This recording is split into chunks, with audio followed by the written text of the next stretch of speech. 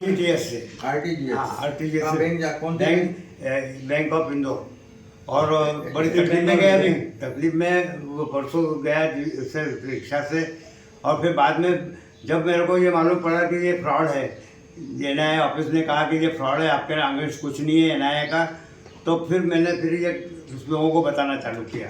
तब तक उन्होंने मेरे को कहा कि किसी को बताना मत, कि आप पेमेंट कब ट्रांसफर करा आपने? ये ट्रांसफ़र करा 12 तारीख को। कितनी राशि दी अपन ने? हाँ? कितने पैसे दिए? 10 लाख। 10 लाख? वो तो हाँ, वो तो और मांग रहे थे, पूरे एफडी तुड़वाई मेरी।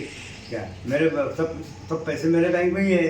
ये ग्रेचुइटी, प्रोविडेंट फंड, ये जितना भी रिटायरमेंट के बाद पैसे मिले, तो ऐसे पैसे 40-50 लाख रुपए हैं। तो उनको सेविंग में जितने पैसे थे मेरे, वो उन्होंने पूछे, तो सेविंग के पैसे उन्होंने कहा कि ये आप इतने दे दो और बाकी का अकाउंट जो है वो कल देना।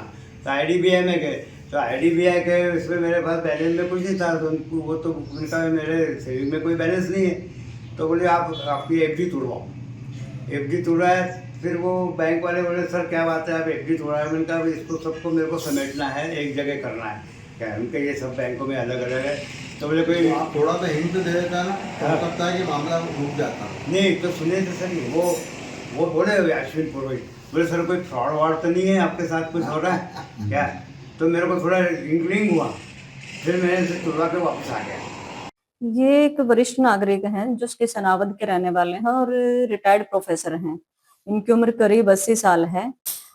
इनके पास 9 तारीख को एक कॉल आया कि हम एनआईए से बोल रहे हैं और आपका एक वारंट है, आप आतंकवादी गतिविधियों में सम्मिलित रहे हैं, तो आप फोन नहीं काटेंगे। इस तरीके से इनको अरेस्ट किया गया, डिजिटली अरेस्ट किया गया।